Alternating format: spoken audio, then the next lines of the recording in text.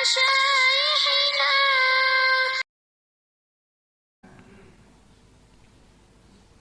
Hati yang dimuliakan Allah Ta'ala.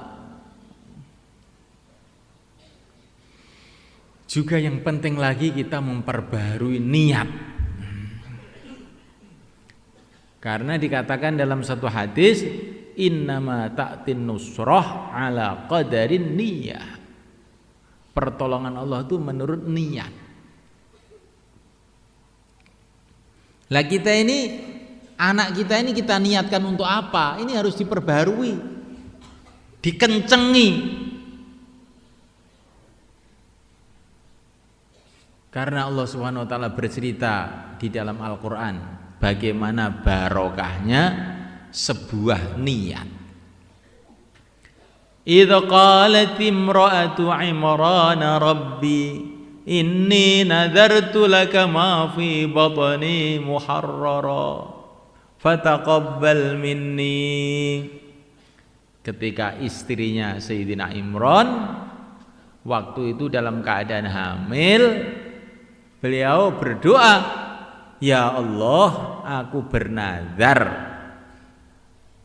bernadar bahwa bayi yang ada di perutku ini muharrara, tidak untuk urusan macam-macam dunia, hanya untuk berkhidmat kepada agama saja. Fataqabbal minni, terimalah ya Allah nadar saya ini, terimalah anak saya ini ya Allah. Maka lahirlah anak, yaitu Siti Maryam. Sebetulnya istrinya Sayyidina Imran itu bercita-cita bahwa anaknya itu laki-laki, tapi ternyata perempuan, sehingga beliau ini sedikit agak kecewa. Tetapi karena niatnya ini sudah diterima oleh Allah, anaknya untuk agama, walaupun zahirnya pada awalnya agak mengecewakan, ternyata perempuan yang lahir ini lebih baik dari kebanyakan wanita, bahkan dari kebanyakan laki-laki yang ada di dunia ini. Siti Maryam. Siti Maryam itu masih kecil gitu. Aneh teman-teman, terjadi keanehan. Keanehannya apa? Itu ulama-ulama Bani Israel pada waktu itu pada berebut ingin mendidik Maryam. Kan aneh kan? Yang berebut bukan hanya ulama saja, sampai Nabi Zakaria itu loh ikut berebut. Kan aneh. Ingin apa? Ingin memelihara dan mendidik Siti Maryam ini. Begitulah kata para ulama, kalau orang itu niatnya diterima oleh Allah, anaknya untuk agama, itu nanti orang-orang soleh akan berebut untuk mendidik anaknya. Tapi kalau niatnya orang tua ini kok kurang kenceng, ini bisa-bisa nanti yang berebut tuh anak-anak nakal, mempengaruhi anak kita sehingga jadi nakal juga. Na'udzubillah. Maka supaya menjauhkan anak kita ini dari teman-teman yang jahat, dan supaya anak kita ini dibimbing oleh orang-orang soleh, itu diantara itu kuncinya itu niatnya kita sendiri itu, bahwa anak itu untuk Allah, anak itu untuk agama Allah. Tetapi ulama-ulama Bani Israel pada waktu itu nggak ada yang mau ngalah, sampai Nabi Zakaria pun juga tidak mau ngalah. Akhirnya diadakan undian. Nabi Zakaria pun ikut undian. Undiannya apa? Ulama-ulama itu penanya disuruh nulisi namanya masing-masing, kemudian dilemparkan di Sungai Dajlah. Mana yang penanya tenggelam nggak berhak mendidik Maryam, mana yang penanya tidak tenggelam berhak. Ternyata penanya tenggelam semua. kecuali penanya Nabi Zakaria saja. Wa kaffalaha Zakaria. Akhirnya ini dididik oleh Nabi Zakaria. Mulai tampak barokahnya. Di antara barokahnya orang itu kalau dapat guru yang baik gitu. Tapi di antara orang itu kalau orang nasibnya buruk itu cari guru, tahu-tahu dapat guru yang nyeleweng lagi. Wah, ini kiamat ini jadinya.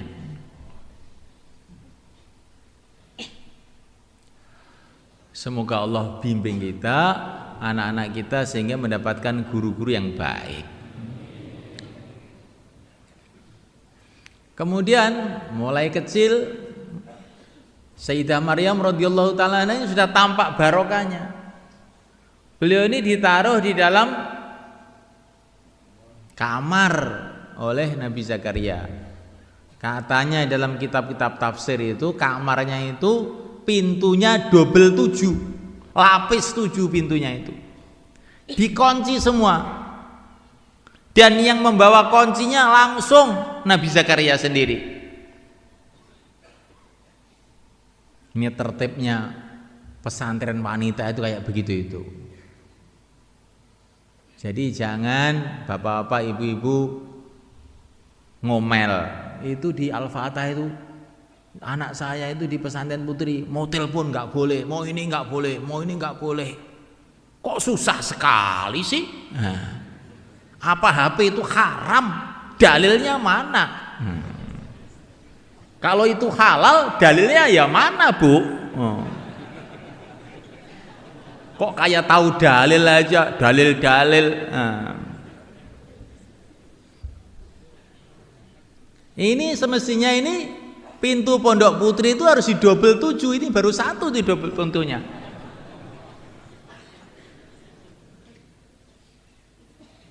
Apakah ada guru yang lebih baik melebihi Nabi Zakaria? Apakah ada santri putri yang lebih baik melebihi Siti Maryam? Enggak ada. Zaman itu tertibnya kenceng kayak begitu itu. Dan nanti di rumah juga begitu. Ini ada santri-santri putri yang sudah wisuda. Nanti di rumah begitu. Santri-santri putri dengar itu. Jangan alhamdulillah sudah bebas dari penjara Al-Fatah. La haula wala quwata illa billah. Bebas dari penjara Al-Fatah, saya mau bikin penjara sendiri. Di rumah saya, kamu jangan keluar kemana-mana kalau tidak ada darurat. Kalau tidak ada darurat. Jadi wanita itu keluar rumah itu karena perlu amat saja. Kalau nggak darurat betul, nggak usah. Dan usahakan kalau keluar rumah dengan mahramnya. Kalau sudah darurat sekali minimal berjamaah 10 orang gitu. Jangan wanita keluar sendiri. Itu enggak baik. Saya tidak membicarakan hukum, tapi itu enggak baik kok jelas.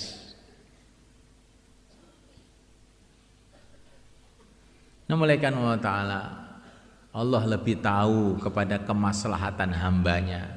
Aturan-aturan agama ini kalau kita jaga betul-betul, insya Allah itu akan menjadikan diri kita, keluarga kita tambah barokah.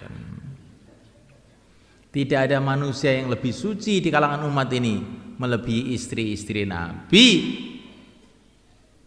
wali-wali semua itu. Tetapi mereka dikasih tahu langsung, bukan dari Nabi, langsung Al-Quran dari Allah Subhanahu wa taala. Wa qarna fi buyutikunna, kamu tinggal di rumah-rumah. Ini nasihat langsung dari Allah malaikat. Masalah tertib wanita itu. Ini menunjukkan perkara ini sudah tidak bisa ditawar-tawar. Pokoknya kalau nggak darurat amat itu jangan kemana-mana. Saya pesan itu aja. Tapi setan tuh pinter, santri-santri putri kelihatannya nggak kemana-mana, tapi dengan bawa HP maka seluruh makhluk itu bisa masuk di rumah kita. Jadi orang itu kalau punya HP itu seperti pintunya itu terbuka untuk semua orang rumahnya itu. Orang baik, orang jahat, wali, setan, demit, semua boleh masuk. Ahlan wa sahlan. Itu. Kok sampai begitu Pak ya? Bahayanya HP itu. Ini baru sebagian. Nah, kalau saya ceritakan bahayanya betul, kamu akan ngeri melihat HP itu. Melihat tok itu dikasih gratis tuh nggak mau. Ini baru sebagian aja. Karena saya tahu wali murid itu kebanyakan punya juga ini. Ya. Maka saya ceritakan dikit aja. Kalau banyak-banyak nanti khawatir hatinya nggak enak, nanti malah marah nanti. Ya. Ini apa-apa diharamkan di Temboro ini. Ini bukan haram, ya. Tapi itu jalan menuju haram gitu loh. Ya. Ini bukan ngarom kan, bukan gitu. Maka perkara-perkara yang memudahkan kita, kata para ulama, apalagi perkara yang memudahkan kita kepada haram, apa saja yang membuat kita mudah lupa kepada Allah itu sudah sangat merugikan. Satu detik kita ingat kepada Allah, pahalanya tidak karuan. Maka apa saja itu namanya, entah koran, entah itu majalah, entah itu namanya televisi, entah namanya itu internet, yang itu tidak mengingatkan kita kepada Allah, itu sebaiknya dikurangi, kalau bisa dihilangkan sama sekali. Umur kita ini mahal malaikat. Saya tidak bicara halal haram, ini umur kita ini mahal. Satu detik saja untuk ingat kepada Allah, subhanallah, pahalanya selama-lamanya. Bagaimana kita buang untuk perkara-perkara yang lain? Umur kita nanti akan datang penghabisan. Kemarin masih Ramadan, puasa, sekarang sudah hari raya. Bisa kita undur hari raya itu malaikat? Kalau sudah datang hari raya 1 Syawal, mau kita undur? Enggak bisa. Begitu juga kalau sudah datang hari kematian. Kemarin masih di dunia, sekarang sudah di akhirat, enggak bisa kita tolak lagi, enggak bisa kita elakkan lagi. Maka umur ini kita jaga betul-betul. Hadirin dimulakan wa ta'ala.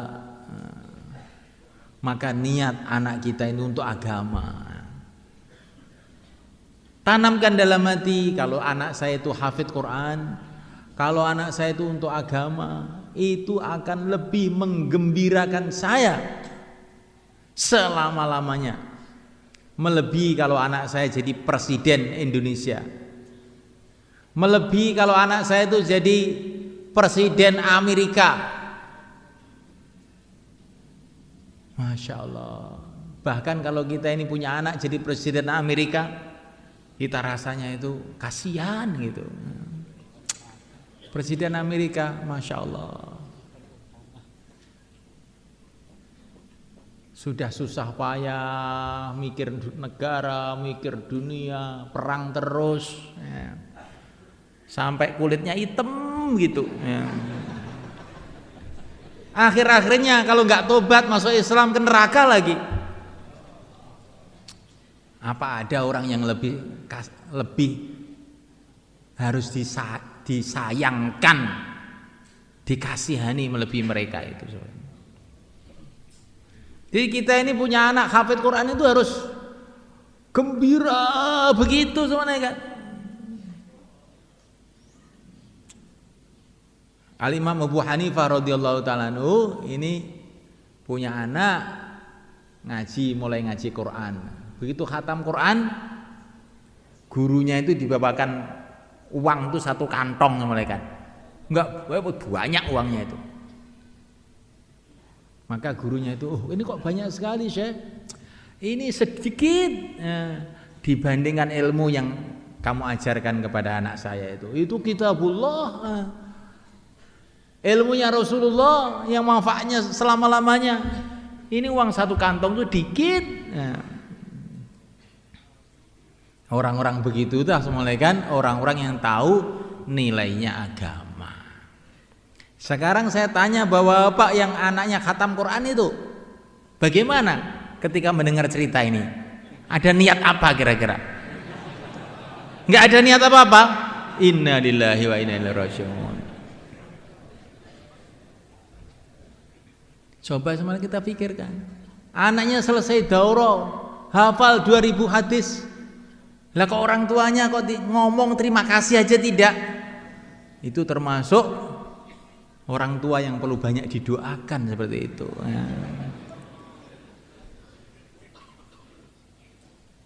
Ada orang tua yang sudah jos. Loh, yang beruntung kan bukan saya sendiri Pak Kiai. Pak Kiai juga untung. Nah, punya murid kayak anak saya itu hafal Quran. Oh, Pak Kiai harus syukuran sama saya. Oh, betul. Nah, maka saya syukuran sekarang ini. Nah, ini juga syukuran. Tapi yang nerima nikmat itu harus syukuran semua. Ya kiainya, ya santrinya, ya orang tuanya. Karena barokahnya orang yang amal agama itu untuk dirinya, untuk keluarganya, untuk tetangga-tetangganya, bahkan untuk umat semuanya. Orang yang amalkan agama barokahnya untuk umat. Maka kalau kita ini melihat orang mengamalkan agama, siapa saja dia, kita harus ikut syukur. Dikatakan para ulama, kalau ada orang sholat dia mengatakan ihdinas siratal mustaqim, assalamu alayka ayyuhan nabi, assalamu alayna wa ala ibadillahis sholihin, maka seluruh umat Islam seluruh dunia dapat berkahnya. Maka ada orang sholat di pucuk gunung kita harus ikut bersyukur, alhamdulillah ada orang sholat. Insyaallah malaikat. Apalagi orang hafid Quran, apalagi hafal Mukhtasar Bukhari lagi, Masya Allah. Dan itu orang tuanya dapat pahala yang sempurna, dapat pahala yang sempurna. Kita syukuri, dan nanti kalau kita syukuri, Allah insya Allah akan tambah-tambah. La in syakartum la azidannakum. Jangan kita menjadi orang yang bodoh.